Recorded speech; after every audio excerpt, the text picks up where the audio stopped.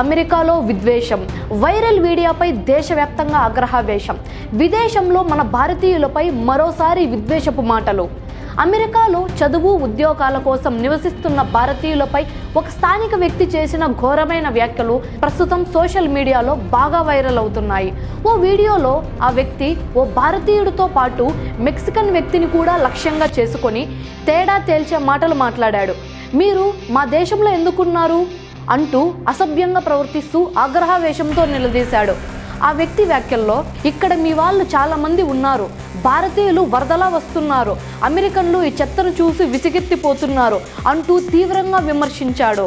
Why are you here? Yeah, why are you in America? I don't like you guys here. There's too many of you guys here.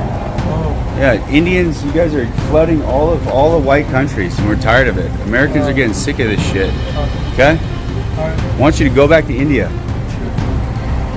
Tired of these goddamn brown people invading our country. Fuck shit.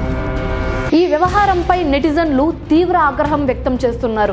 ఇది racial ప్రొఫైలింగ్కు అడ్డుపడే తీరుగా ఉందంటూ ఆ వ్యక్తిపై తగిన చర్యలు తీసుకోవాలని demand చేస్తున్నారు. ఒక నెటిజన్ ఈ విధంగా అన్నాడు, భారతీయులు చట్టబద్ధంగా విద్య ఉద్యోగాల కోసం వచ్చారు. ఈ విధంగా మానవతా విలువలను దెబ్బతీసే వ్యాఖ్యలు పూర్తిగా అసహనీయమవు అని చెప్పి అన్నాడు. ఇంతలోనే అమెరికాలో వలసదారుల హక్కుల కోసం పోరాడే సంస్థలు ఈ వీడియోపై స్పందించనున్నట్లు తెలుస్తోంది. విభిన్న సంస్కృతులను గౌరవించే దేశంగా పేరొందిన అమెరికాలో ఇటువంటి సంఘటనలు జరగడం బాధాకరమని పలువురు విమర్శిస్తున్నారు.